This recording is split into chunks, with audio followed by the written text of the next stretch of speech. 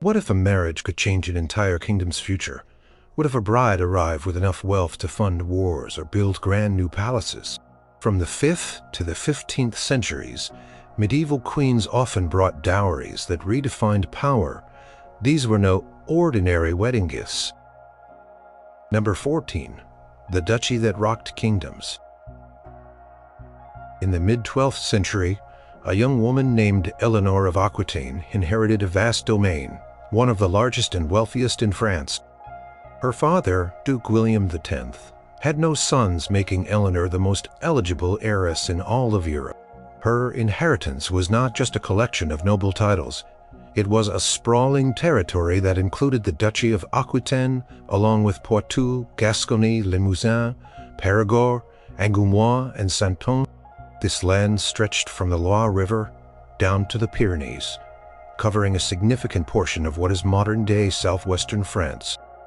It was a realm incredibly rich in vineyards, producing fine wines that were highly sought after across Europe, bustling ports like La Rochelle that facilitate extensive trade.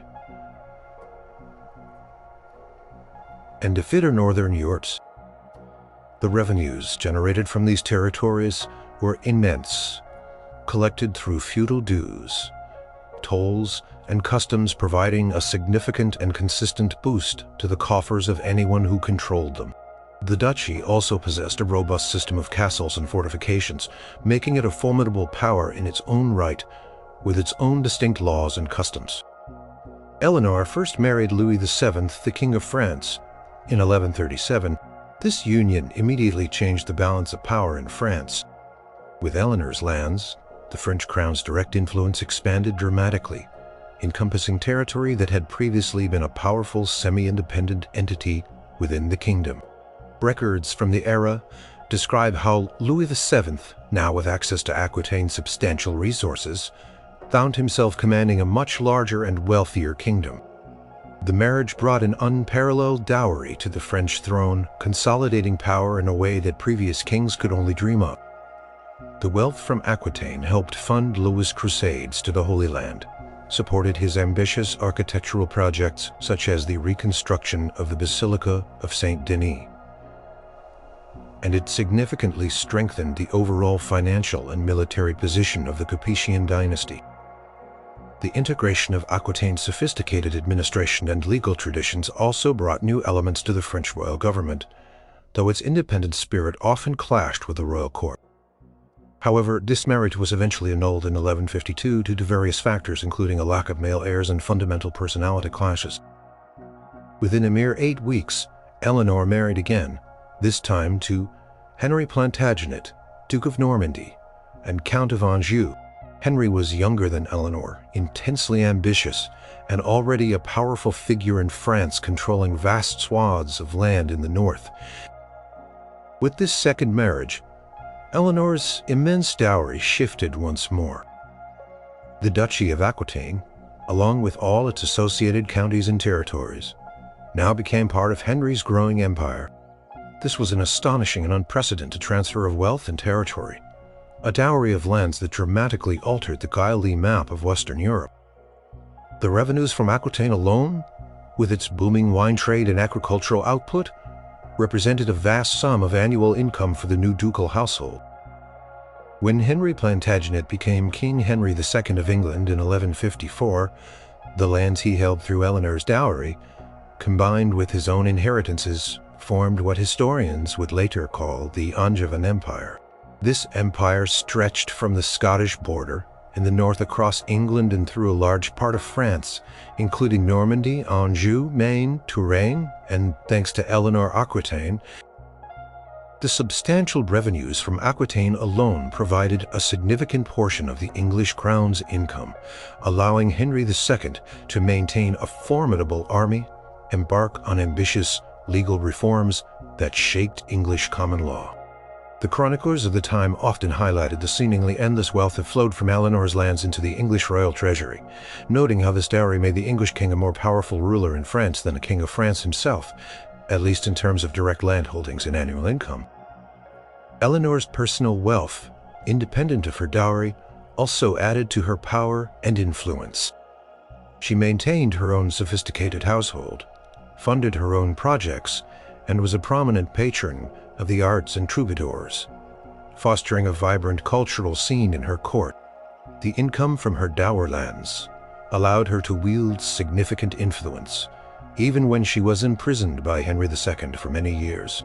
Upon her release, and during the reigns of her sons, Richard the Lionheart and John Eleanor continued to administer Aquitaine, ensuring its loyalty to the English crown and managing its considerable resources.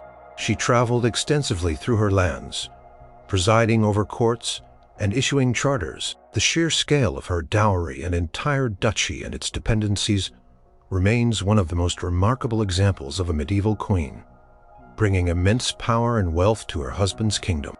It established the fundamental Galate rivalry between England and France that would endure for centuries as the French kings tirelessly sought to reclaim these valuable territories.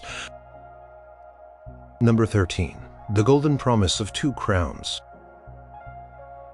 In the late 15th and early 16th centuries, the marriage of Catherine of Aragon to the English royal family was a monumental event designed to forge a powerful alliance between the newly unified Spain and the growing Tudor monarchy of England.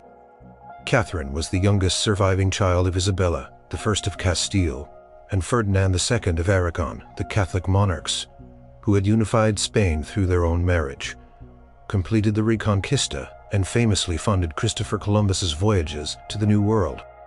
Her dowry was not just a sum of money.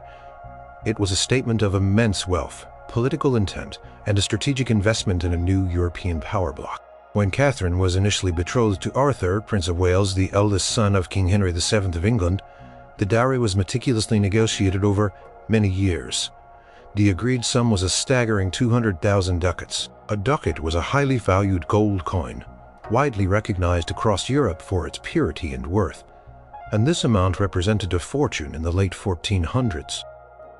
To put it in perspective, this sum was comparable to, or even exceeded, the annual revenue of the entire English crown at the time. The dowry was not paid all at once, but in installments, a common practice for such large international transfers to manage the logistical and financial burden. Along with the gold coins, Catherine's dowry included a vast array of other treasures. Detailed historical records from both the Spanish and English courts describe chests filled with exquisite jewels, including brilliant rubies, shimmering emeralds, and sparkling diamonds, all set in intricate gold and silver pieces.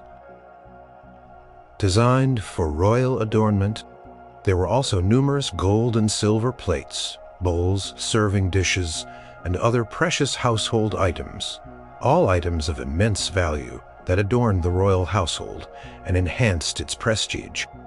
The marriage to Arthur took place in 1501 with great pomp and ceremony, and with Catherine came the first installment of her considerable dowry. The English court received this initial payment, which provided a welcome and substantial boost to Henry VII's treasury, helping to consolidate his new dynasty's financial standing. However, tragedy struck swiftly, as Arthur died a mere few months after the wedding, plunging the Anglo-Spanish alliance into uncertainty. This created a significant diplomatic and financial dilemma.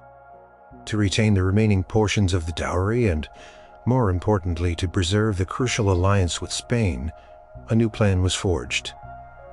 Catherine would marry Arthur's younger brother Henry, who would later become the iconic king, Henry VIII.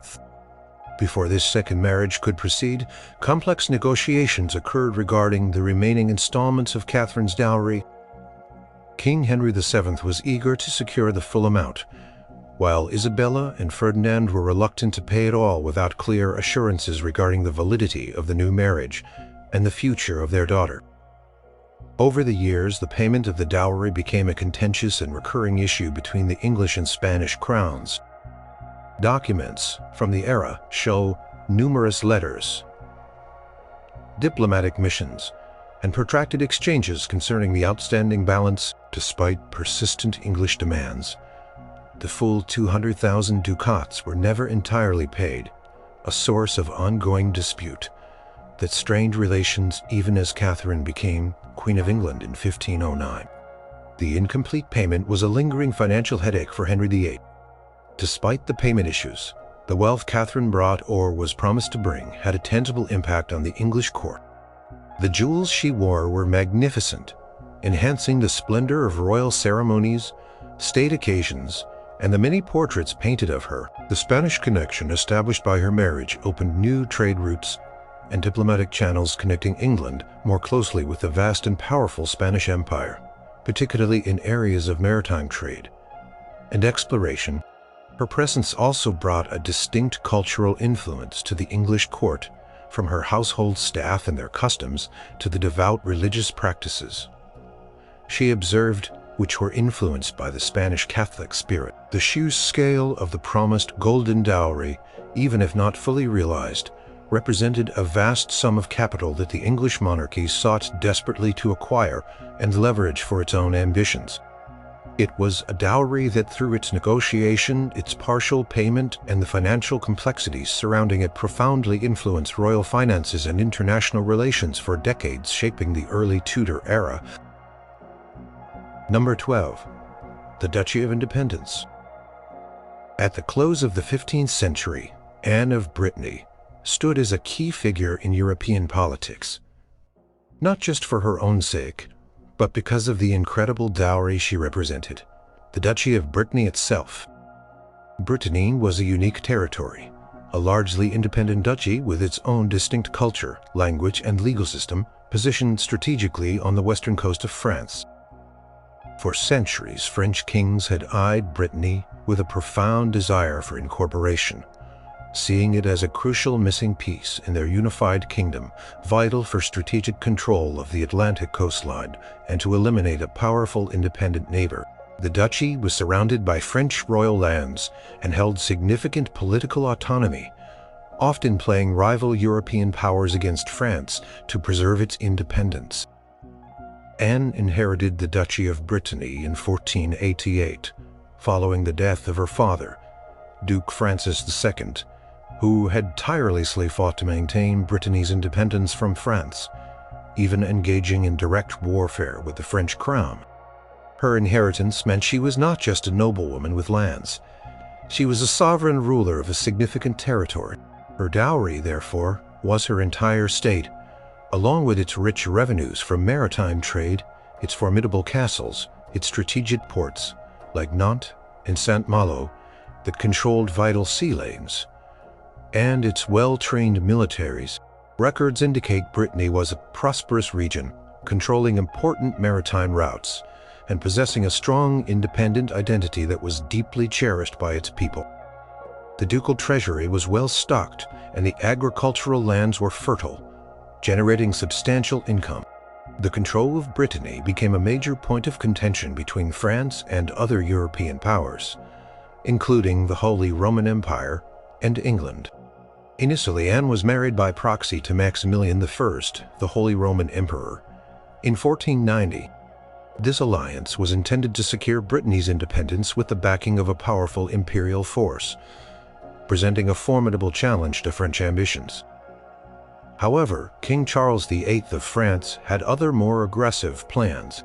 He invaded Brittany, besieging Anne in her capital city of Rennes, demonstrating his unwavering determination to annex the duchy.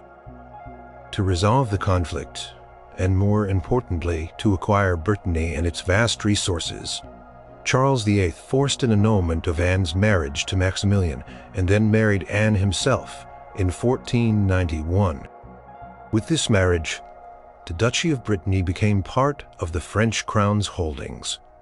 Effectively, as Anne's dowry, the marriage contract stipulated that if Charles VIII died without male heirs, Anne would marry his successor, ensuring Brittany remained linked to France and was not passed to another power. It was an extraordinary political maneuver designed to secure the duchy for the French monarchy for generations. The revenues from Brittany, its strategic coastline, and its considerable resources were now at the disposal of the French king, significantly strengthening the French kingdom's overall power, territorial integrity, and access to the Atlantic. Chroniclers of the period emphasized the immense political and economic value of Brittany, to France recognize it as the final piece of the puzzle for a fully unified French state. Charles VIII died in 1498, true to the marriage contract, and then married his cousin and successor, Louis XII, in 1499. Again, Brittany was central to the agreement with specific clauses aimed at its integration. Anne, fiercely devoted to her homeland, ensured that Brittany's rights and distinct identity were protected as much as possible within the Union, preserving its legal autonomy and defending its traditions even as it became more closely tied to the French crown.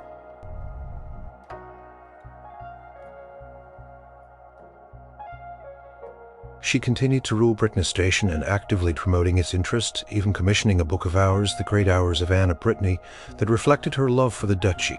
Throughout her 2 marriages to French kings, Anne's dowry, the Duchy of Brittany remained a foundational element of the French state. The income from its bustling ports and fertile lands bolstered the royal treasury, funding French wars and royal expenditures. Its strategic position was vital for naval power, allowing France to project influence on the Atlantic and deter invasions. Anne's dowry was unique because it represented not just material wealth, but the sovereignty of an entire region, a sovereignty that was ultimately, through these marriages, absorbed into a larger kingdom for France and solidifying the boundaries of the modern French state. Number 11. The Royal Alliance and Financial Foundation. In the early 13th century, a marriage was arranged that would profoundly influence the future of the French monarchy. The union of Blanche of Castile with Louis, the heir to the French throne. Blanche was the granddaughter of Eleanor of Aquitaine through her first marriage to Louis VII of France, making her a crucial link between the powerful French and Castilian royal houses. This particular marriage was not just about territory, but about strengthening dynastic ties and securing vital financial support for the French crown. Her dowry, while not a vast single territory like Aquitaine, was a meticulously negotiated package of financial assets, precious goods, and crucial political leverage, ensuring her a prominent place at the French court. Blanche's marriage to Prince Louis, who would later become King Louis VIII, occurred in 1200. This alliance was orchestrated by Eleanor of Aquitaine herself, demonstrating the enduring power of royal women in securing dynastic futures for their families. The dowry involved a substantial sum of money. Though specific figures vary in historical accounts, it was known to be a significant amount of silver and gold coinage, likely several thousand livres tournois. This financial infusion provided a valuable and much-needed boost to the Capetian royal treasury, which was continuously engaged in warfare and state-building projects. Beyond the immediate cash, the dowry included precious jewels, such as intricate rings, brooches, and circlets, and other movable goods, all contributing to the opulence of the French court and enhancing the royal family's prestige and influence. However, the true value of Blanche's dowry extended beyond just tangible assets. It was the strategic alliance it forged with the powerful and rising Kingdom of Castile and the Iberian Peninsula. This alliance was particularly important for France, as it secured a powerful ally against England, which still held significant territories in France and remained a constant threat. The marriage cemented a period of relative peace and cooperation between France and Castile, allowing both kingdoms to focus on internal affairs, religious crusades, and other conflicts without the immediate threat of conflict from their Iberian neighbors. Historical records of the period frequently highlight the significant diplomatic gains secured by this marriage, as well as the cultural exchange that resulted from the integration of Castilian noble families into the French court. Blanche's dowry also played a role in future dynastic claims. Her Castilian heritage gave her descendants a potential claim to the Castilian throne, a long-term benefit for the French royal family that could be leveraged in future diplomatic negotiations, even if it was not immediately realized. The Castilian connection also brought cultural influences, including a tradition of sophisticated courtly literature and distinct architectural styles, and a network of noble families that expanded France's international reach and influence in the Mediterranean. The wealth and influence that Blanche brought with her allowed her to establish a firm and respected position within the French court, from the moment of her arrival giving her considerable sway, even before becoming queen. Later, as queen consort, and even more significantly as queen regent for her young son Louis IX, who would become Saint Louis. Blanche demonstrated remarkable political and administrative skill. The financial foundation provided by her original dowry, combined with the ongoing diplomatic ties it fostered, undoubtedly contributed to her ability to effectively govern France during a turbulent period marked by baronial rebellions. She meticulously managed royal finances, put down rebellions with military prowess, and secured the stability of the kingdom during Louis IX's minority. The wealth and connections from her dowry proved to be an invaluable asset that solidified the Capetian dynasty's power and influence in Europe, making her one of the most powerful and effective regents in French history. Her dowry was not just a collection of treasures. It was a carefully constructed package of money, jewels, political capital, and future potential that underscored the importance of strategic royal marriages in shaping medieval Europe. Number 10. The Textile Queen's Golden Vessels. In the early 14th century, a marriage between Philippa of Hainault and Edward III of England brought not only a new queen to the English throne, but also a dowry that profoundly affected England's economic landscape. Philippa was the daughter of William I, Count of Hainault, Holland and Zealand, a powerful ruler in the Low Countries, a region renowned throughout Europe for its immense wealth, in trade especially in the production of high-quality textiles. This marriage was a deliberate political and economic alliance designed to strengthen England's position against its French rivals, who were asserting their influence over the Flemish cities. The negotiations for Philippa's dowry were extensive and arduous, aiming to secure a strong alliance between England and Hainault, particularly useful for England's ongoing and anticipated conflicts with France and Scotland. The agreed dowry was a substantial sum of £20,000 sterling. This was an enormous amount of money for the time, representing a significant portion of England's annual royal income, and providing a much-needed financial injection into the English royal treasury, which was often stretched thin by warfare and royal expenses.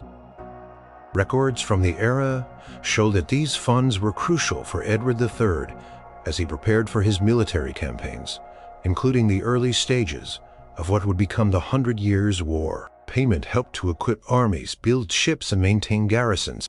Beyond the cash, Philippa's dowry included a remarkable collection of precious items that enhanced the splendor of the English court. Chroniclers of the period mention exquisite jewels, including a magnificent circlet of gold set with brilliant rubies and shimmering emeralds, which Philippa wore prominently at her lavish coronation. There were also numerous gold and silver vessels, intricate carvings, and costly plate, all designed to adorn the royal table and ceremonial events. These items not only served as symbols of royal prestige, but also represented a store of valuable portable wealth that could be pawned or sold in times of financial emergency. However, one of the most strategically important and enduring parts of Philippa's dowry, though less flashy than the jewels, was the promise of skilled Flemish weavers and fullers. The Low Countries were the epicenter of medieval textile production, particularly high-quality wool, cloth drawing, and raw wool from England. England at the time produced vast quantities of raw wool, but had limited capacity to process it into finished cloth, often sending it to Flanders for manufacture. By bringing these artisans, the dowry facilitated the development of England's own domestic textile industry. This was a revolutionary move that would transform England's economy, shifting it from merely an exporter of raw materials to a producer of high-value finished goods, creating new wealth and employment within the kingdom. The dowry also included a significant quantity of finished wool and other luxury textiles, providing a direct supply of valuable goods for the English market and further stimulating the local economy. The alliance with Hainault, secured by this marriage, also opened up important trade routes and fostered economic cooperation between England and the Low Countries, benefiting English merchants and promoting royal customs revenues. Philippa herself, known for her generosity and keen mind, became a popular queen. The financial resources, skilled labor, and enhanced trade opportunities that Philippa brought with her contributed directly to England's growing prosperity and its ability to fund the extensive campaigns of the 100 Years' War.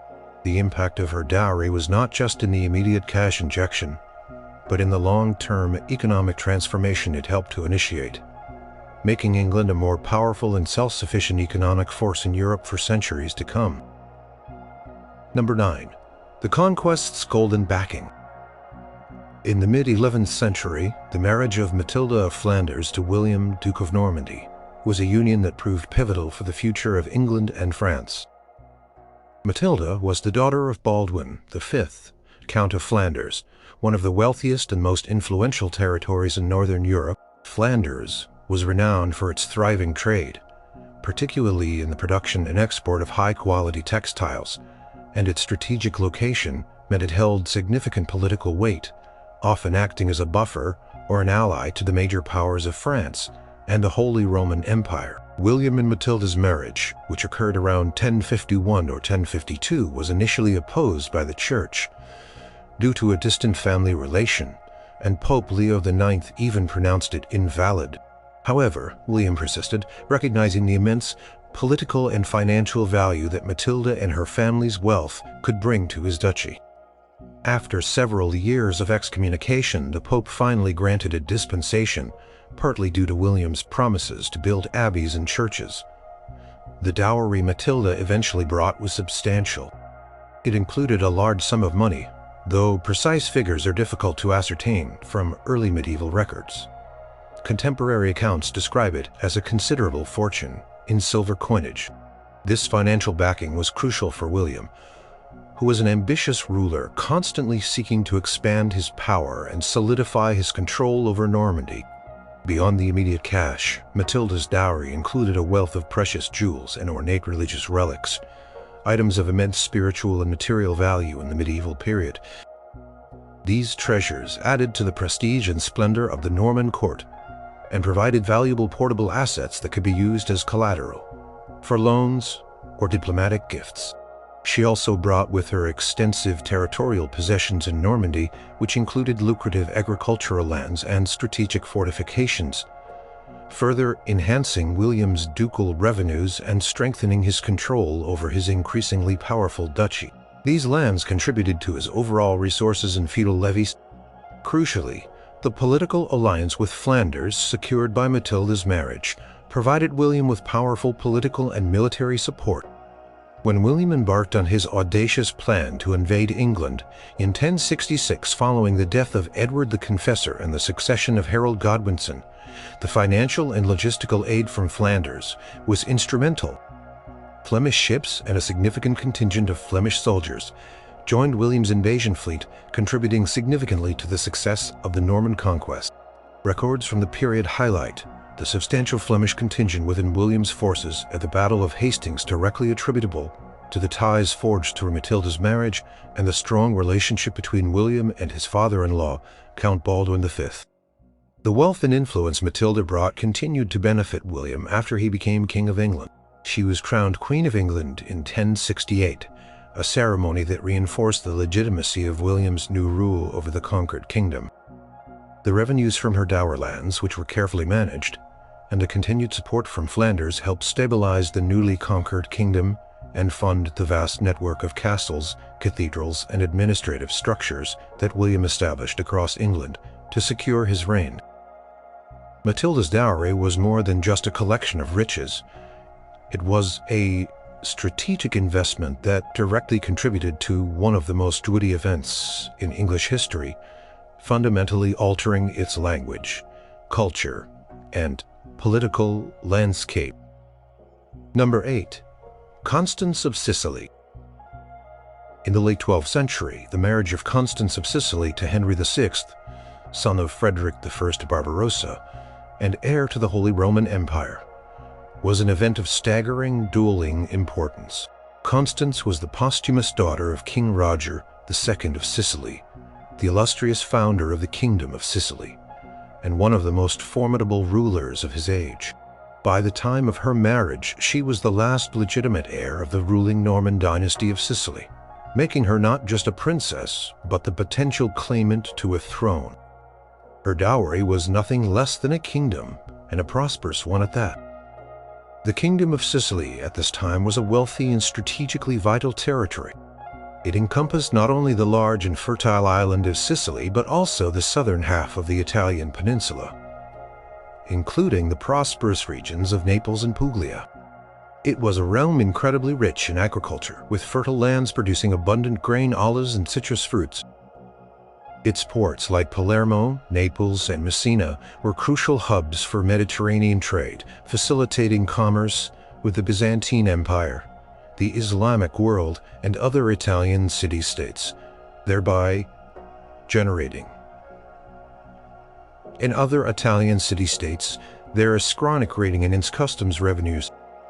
Kingdom also boasted a sophisticated and highly centralized administration blending Norman, Greek, and Arab cultural influences, and a diverse population including Normans, Greeks, Arabs, and Lombards, which contributed to its economic and cultural vibrancy.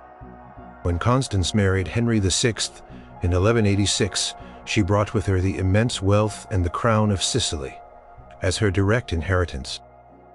This dowry immediately linked the powerful Hohenstaufen dynasty of the Holy Roman Empire with a prosperous Norman kingdom in the south. The prospect of uniting these two vast and disparate domains created a new European superpower, extending imperial influence from the North Sea deep into the Mediterranean.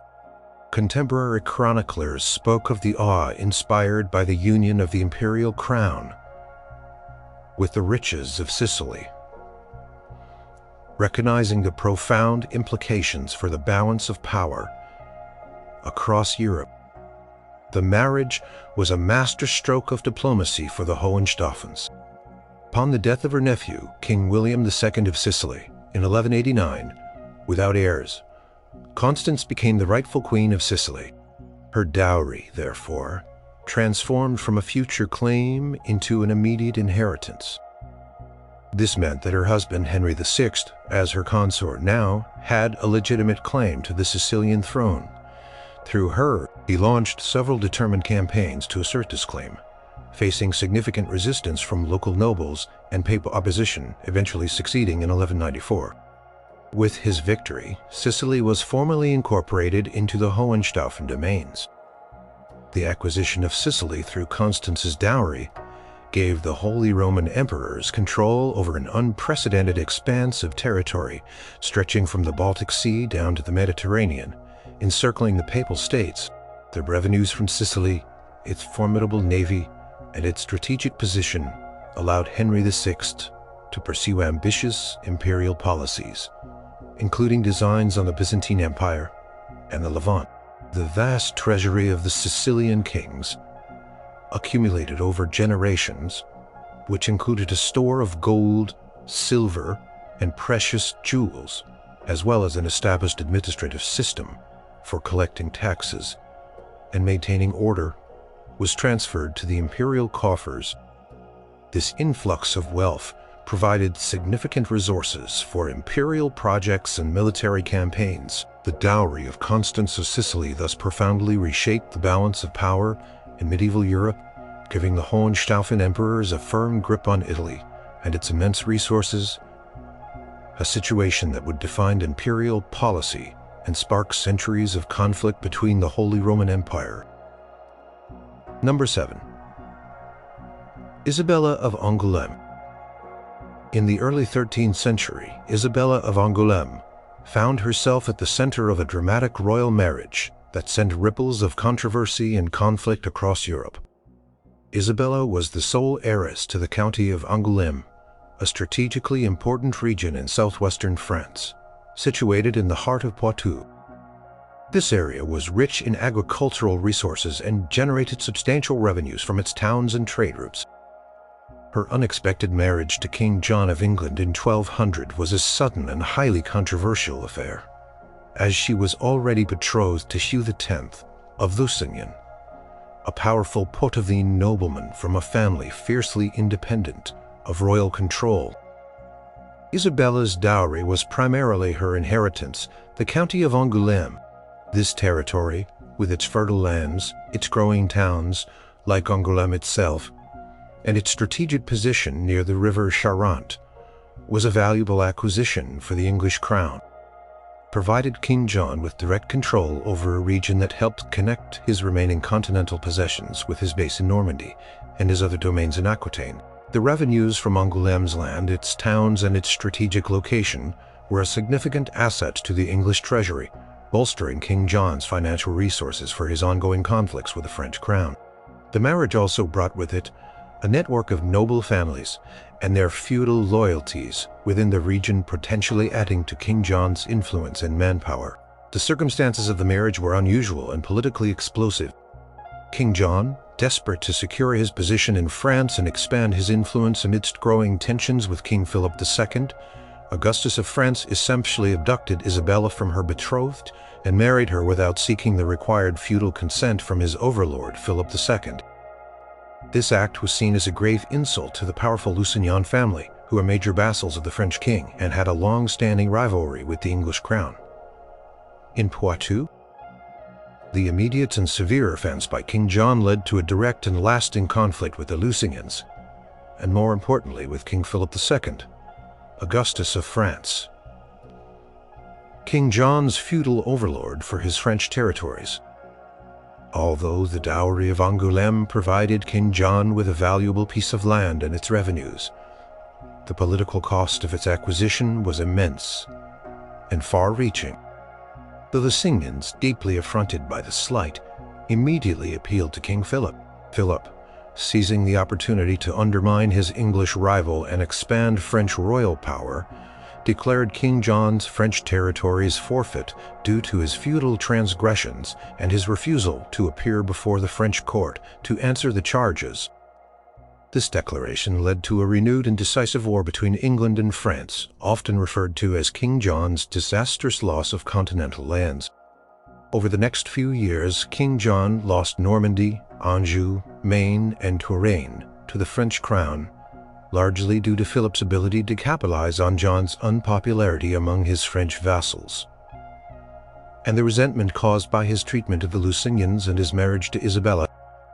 Thus, while Isabella's dowry provided a direct territorial gain in Angoulême, it came at a political price that far exceeded its immediate economic value in terms of broader jewelry standing.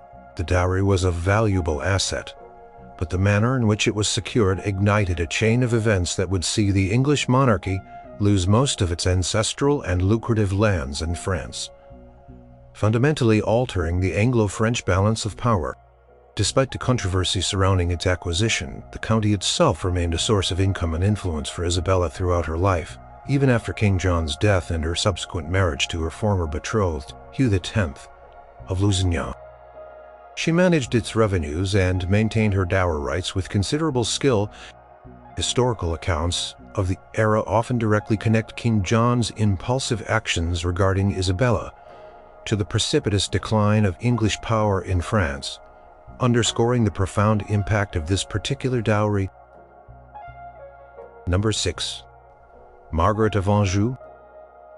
In the mid-15th century, Margaret of Anjou married King Henry VI of England, a union intended to bring a much-needed permanent peace to the long and exhausting 100 Years' War between England and France. Margaret was the niece of Charles VII, the King of France, and daughter of René of Anjou, a powerful and cultured duke with wide-ranging territorial claims, including Naples and Jerusalem.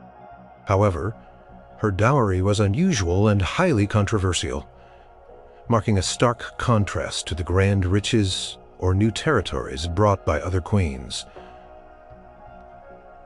Instead, requiring significant concessions from the English crown.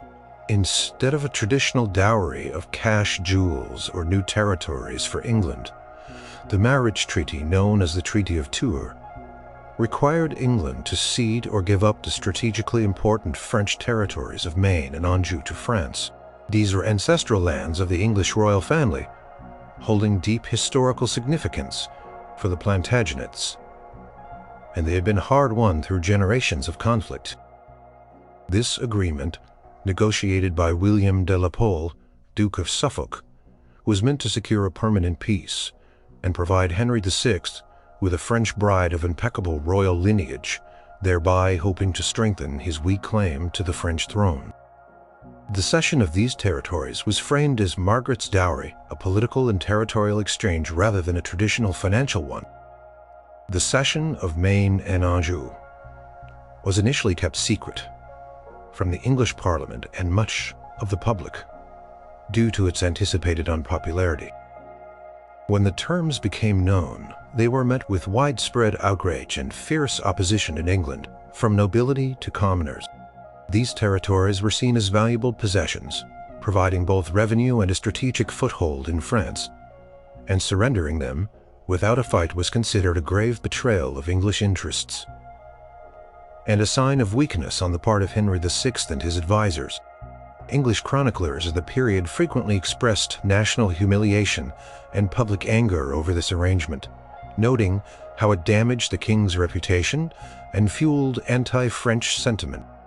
While the marriage brought Margaret, a well-educated, determined, and intelligent woman, to the English throne, the dowry's nature undermined her popularity from the outset. The loss of Maine and Anjou meant a significant reduction in English revenues from these lands, as well as a severe blow to national pride and the military's morale. It also substantially strengthened the French position in the ongoing conflict, effectively diminishing England's continental empire and making any future reconquest more difficult. Furthermore, the English soldiers and administrators who had been stationed in Maine and Anjou had to be evacuated, leading to unrest and financial strain upon their return to England. Margaret herself did not bring a large personal fortune in the traditional sense, but her personal qualities and royal connections were considered her primary assets for the alliance. However, the political cost of her marriage treaty was immense and immediate. Controversy surrounding the cession of Maine and Anjou fueled deep discontent among the English nobility and commoners, alike exacerbating existing rivalries and resentments within the court. This deep dissatisfaction contributed significantly to the instability that ultimately led to the outbreak of the Wars of the Roses, a brutal civil conflict that devastated England for decades, as factions within the English nobility sought to capitalize on royal weakness and popular discontent. The dowry associated with Margaret of Anjou, rather than bringing tangible wealth, brought a sacrifice, a testament to how royal marriages could sometimes demand difficult concessions for perceived diplomatic conjure. Number 5. The price of peace and a princess. In the late 14th century, a marriage was arranged that promised to end decades of bitter conflict and intermittent warfare between England and France, two of Europe's most powerful kingdoms. Isabella of Valois, the 6-year-old daughter of King Charles VI of France, was betrothed to King Richard II of England. This union, signed in 1396, was designed to secure a 28-year truce, known as the Truce of Lullingham, and bring a much-needed period of peace to a war-weary Europe after years of the 100 Years' War. Isabella's dowry was a testament to the immense financial and political stakes involved in forging such a significant diplomatic agreement. Isabella's dowry was an astonishingly large sum of money, 800,000 francs. To provide context, a franc was a significant gold or silver coin, and this amount represented a fortune equivalent to several years' royal income for England. This dowry was intended to help stabilize the English treasury, which had been severely depleted by the ongoing 100 Years' War and the numerous military campaigns that had drained the kingdom's resources. Historical documents reveal that this financial influx was critical for King Richard II as he sought to bring order, prosperity, and peace back to his kingdom, allowing him to reduce taxes and invest in domestic projects. The money was paid in several installments, a common practice for such large financial transfers to ease the burden on the French treasury. Beyond the massive cash payment, Isabella also brought with her an impressive collection of jewels. These included magnificent necklaces, rings, and diadems, intricately crafted and adorned with precious stones, such as brilliant diamonds, sparkling rubies, and deep blue sapphires. These jewels not only symbolized the immense wealth and artistic sophistication of the French crown, but also added significantly to the splendor and prestige of the English royal court, enhancing its image both at home and abroad. Contemporary accounts describe the lavishness of Isabella's arrival in England, with her personal treasures on prominent display during ceremonial processions and court events, impressing the English nobility.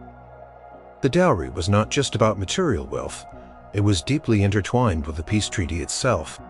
The 28-year truce was a direct result of this marriage, and the large dowry was seen by the English as a form of indemnity or compensation for the cessation of hostilities and as a guarantee of French commitment to the peace. While the marriage of a 6-year-old was primarily a political arrangement, the financial settlement was immediate and tangible. It allowed King Richard to reduce the tax burden on his subjects, fund royal projects, such as the rebuilding of Westminster Hall, and strengthen his personal rule, at least for a time, by providing him with financial independence from parliamentary grants. This influx of cash gave him significant political leverage. However, the political stability brought by Isabella's marriage and substantial dowry was ultimately short-lived for Richard II. In 1399, he was deposed by Henry Bolingbroke, who became King Henry IV, marking the beginning of the Lancastrian dynasty. With Richard's overthrow, the question of Isabella's dowry became a complex and contentious diplomatic issue between the new English regime and the French court. The English Parliament debated whether the dowry should be returned to France, given that the marriage was now dissolved and the king to whom she was married was dead. Much of the dowry, particularly the valuable jewels and the remaining cash installments, was eventually returned to France after protracted negotiations, though the bulk of the initial cash payments had likely already been spent. Despite its partial return, the initial scale of Isabella's dowry and its direct link to a major peace treaty made it one of the most remarkable financial transfers of the medieval era, a symbol of royal power and a tool for international diplomacy. Number 4. The Dowry of Montsecle Crowns. In the late 14th and early 15th centuries, Yolanda of Aragon was a woman who embodied vast dynastic claims, and her dowry, while not primarily made of gold or land, was a stunning collection of potential kingdoms. She was the daughter of John I of Aragon, but more significantly, she became the heiress to a remarkable array of titles and claims through her lineage, even though they were often contested or hypothetical at the time of her marriage. Her marriage to Louis II, Duke of Anjou, and claimant to the Kingdom of Naples in 1400 was a strategic move to solidify the Angevin family's ambitions and expand their influence in both France and the Mediterranean. This union was designed to leverage Yolanda's extraordinary heritage. Yolanda's inheritance was truly extraordinary, setting her apart from many other royal brides. She was often referred to as Queen of Four Kingdoms because of her rightful claims to the crowns of Aragon, Sicily, Naples, and Jerusalem. These claims stemmed from complex family lineages, including her grandmother, Yolanda of Bar, who was also a claimant to the Kingdom of Jerusalem from her family's Crusader heritage. While these claims were often disputed and required military might and astute diplomatic maneuvering to enforce, they were nonetheless powerful political assets in the intricate web of European dynastic politics. For Louis II of Anjou, marrying Yolanda meant acquiring these far-reaching claims for his own lineage, potentially making his descendants rulers of vast diverse territories. This made her marriage a vital part of the Angevin strategy to establish a dominant power base in southern Italy and the Mediterranean, a region of immense strategic and economic importance for medieval powers. The dowry she brought included the vast network of alliances and loyalties associated with these claims. It meant that the Angevin court gained direct access to the political intrigues and resources of the Iberian Peninsula, and the Italian states opening new diplomatic channels and potential sources of support. Although Aragon itself did not fully come under direct Angevin control during her lifetime, the right to claim it, along with the prosperous Kingdom of Sicily and the coveted Kingdom of Naples, was a formidable asset. The Kingdom of Naples, in particular, was a rich domain with fertile lands and bustling ports like Naples and Palermo, and the Angevin family fiercely pursued its acquisition for generations, often engaging in costly wars of succession. The potential future revenues and strategic control offered by these territories represented an immense, if not always immediate, form of wealth for the Angevin dynasty. Beyond the specific territorial claims, Yolanda also brought a strong cultural and intellectual dowry. Her Aragonese upbringing in a cultured court, known for its patronage of arts and letters, and its extensive libraries, contributed to the vibrant intellectual life of the Angevin court in France, making it a recognized center of learning, art, and courtly refinement. She maintained a sophisticated household, drawing on the traditions of her homeland, and her personal connections across various European courts amplified her political reach and influence, allowing her to gather intelligence and secure support. Historical documents reveal the extensive correspondence and diplomatic efforts she engaged in, leverage her royal connections and claims to secure alliances and support for her family's ambitions, and for the larger French crown. During the tumultuous period of the 100 Years' War and the mental illness of her brother-in-law, King Charles VI of France, Yolanda became a central figure in French politics. Her dowry of claims, combined with her shrewd political instincts and formidable intelligence, allowed her to exert significant influence over the future of France. She tirelessly worked to advance the cause of her son-in-law Charles VII, providing him with crucial financial support, raising troops and securing vital alliances against the English and Burgundians. Her claims to the southern kingdoms provided a distant but potent bargaining chip in European diplomacy, influencing marriage negotiations and treaties, and sometimes even diverting enemy resources. The idea that her family might one day unite these crowns under their banner was a powerful political statement, making her one of the most intriguing queens, whose dowry was a legacy of kingdoms. The historical impact of these dynastic claims, while not always realized, shaped political ambitions and conflicts for generations across southern Europe. Number 3. The crown herself. In the late 15th century, following decades of bloody civil war, known as the Wars of the Roses, Elizabeth of York became the queen whose dowry was nothing less than a claim to the English throne itself, effectively ending a brutal conflict and forging a new, enduring dynasty. Elizabeth was the eldest daughter of King Edward IV, a monarch from the House of York which had contested the throne with the House of Lancaster for decades. Her direct lineage made her the last legitimate heir of the Yorkist claim to the English crown, a claim that had been fiercely contested by the rival House of Lancaster, sparking widespread civil unrest and instability across England.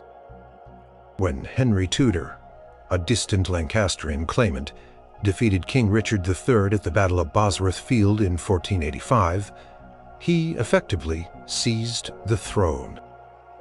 However, his claim was somewhat tenuous, and the country was exhausted by war, longing for stability. To truly unite the warring factions of the White Rose of York and the Red Rose of Lancaster, and establish a stable new dynasty, Henry Tudor, now King Henry VII, needed more than just military victory. He needed unassailable legitimacy, and Elizabeth of York provided it through her powerful hereditary rights. Her dowry in this context was multifaceted and fundamentally political. Firstly, it was her direct claim to the English throne. By marrying Elizabeth, Henry VII absorbed the powerful Yorkist claim into his own, uniting the two warring houses.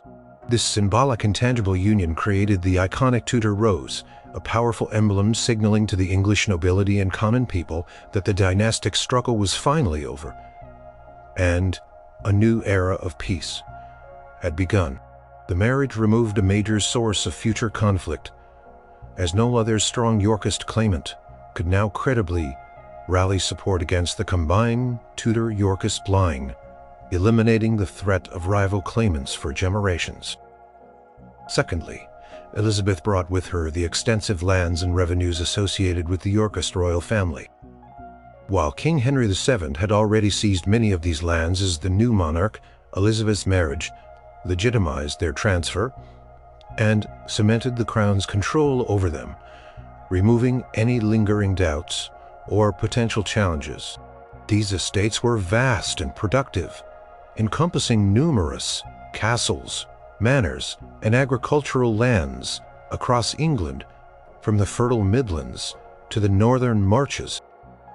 The income generated from these holdings significantly boosted the royal treasury, providing Henry VII with the crucial financial resources to rebuild the kingdom after the devastation of war, assert royal authority more firmly, and pursue his own domestic and foreign policies without constant reliance on parliamentary grants.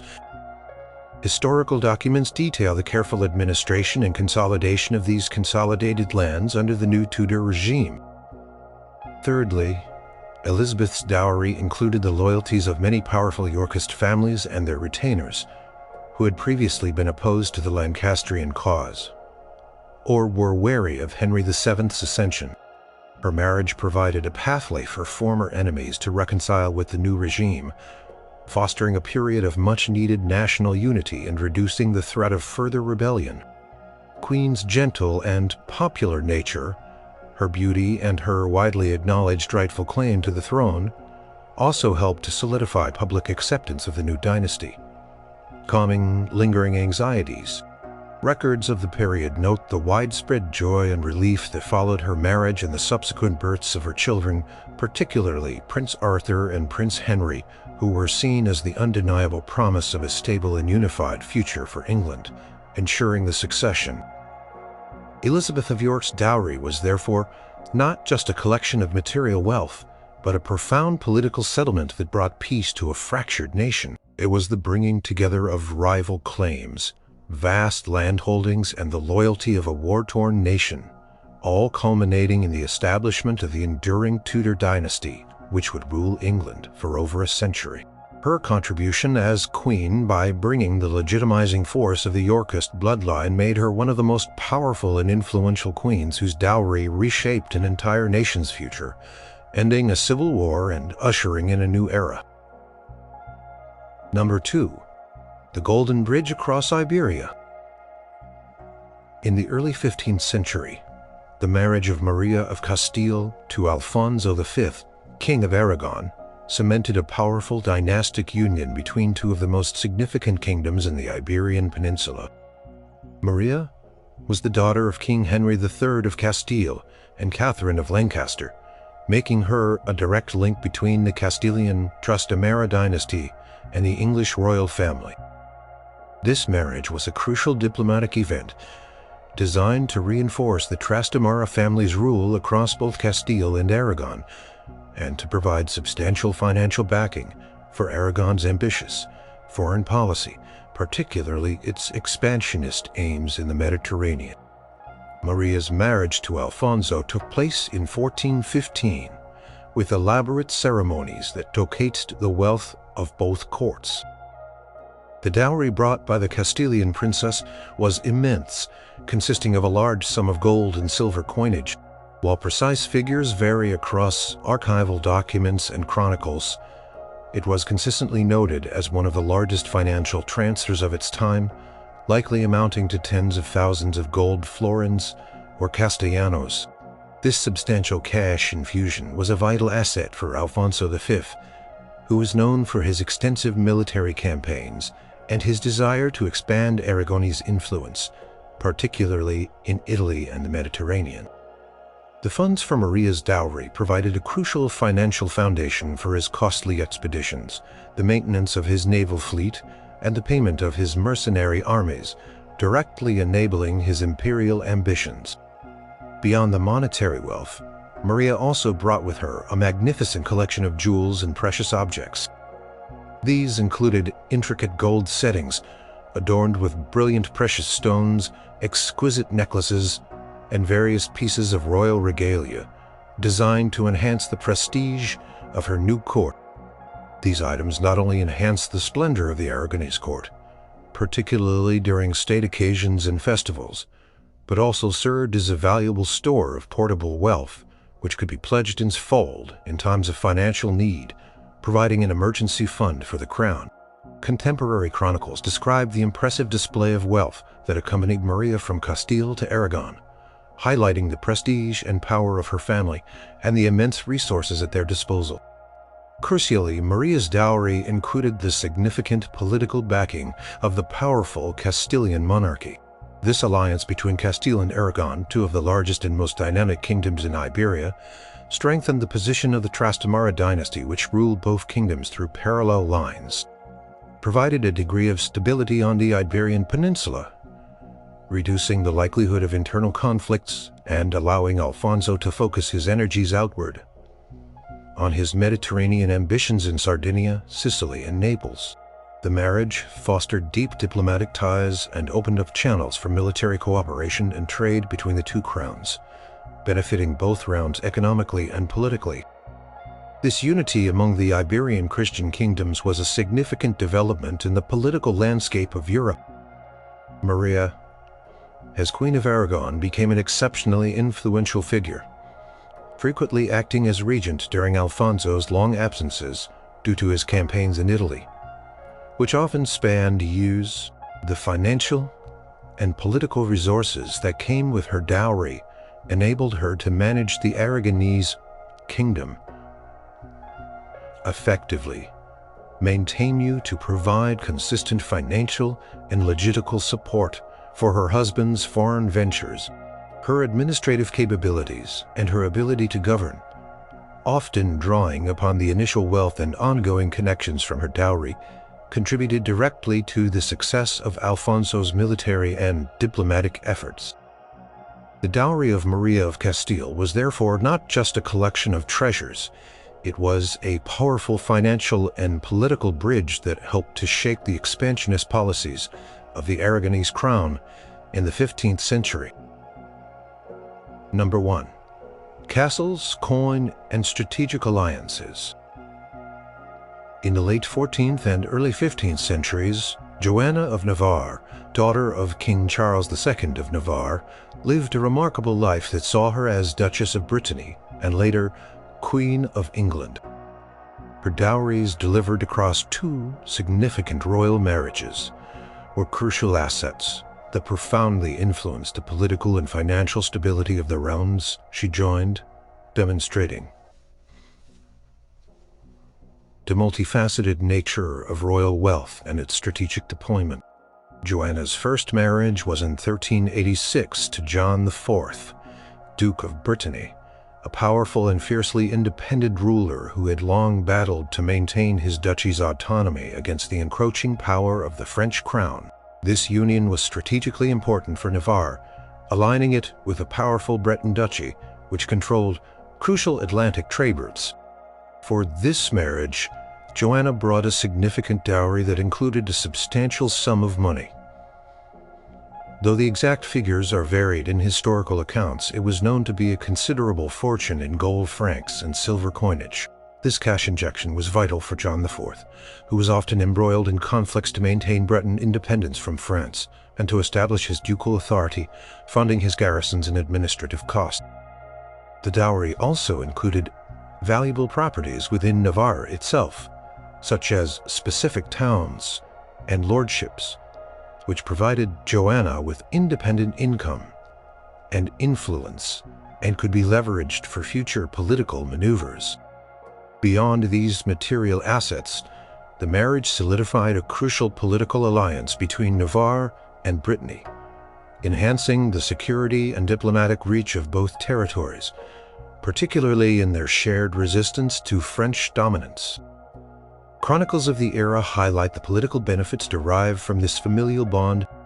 Upon John IV's death in 1399, Joanna became regent for her young son, John V. During this tumultuous period, she demonstrated considerable political acumen and resilience, navigating complex Breton. Her dower lands and the financial resources from her first marriage allowed her to maintain a strong household, secure loyalties, and effectively administer the duchy during her son's minority, ensuring stability in a challenging political climate. She was a shrewd administrator, carefully managing the revenues from her dower land. In 1403, Joanna married for a second time, this time to King Henry IV of England. Henry had only recently seized the English throne from Richard II in 1399, and his newly established Lancastrian dynasty was still establishing its legitimacy and authority, both at home and abroad, facing internal rebellions. This marriage was a significant political coup for Henry, as it provided crucial international recognition from a respected European royal house, and a much-needed financial boost. Joanna's second dowry agreed upon.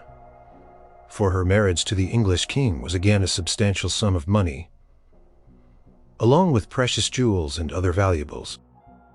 Historical records confirm the receipt of a large sum, specified as 100,000 francs. Though precise figures for its full payment are debated, it was known to be a considerable fortune that helped King Henry IV address, funding his military and administrative needs. The jewels Joanna brought with her to England were described in contemporary accounts as dazzling, adding to the grandeur and prestige of the English court. These included intricately designed gold and silver pieces, adorned with a variety of precious stones, worn at coronations and state events. Beyond the immediate cash and jewels, the marriage to Joanna also secured a valuable alliance with Brittany. This alliance was particularly important for England's naval interests and its ongoing diplomatic efforts in Europe, offering strategic ports and a potential staging ground for future campaigns against France.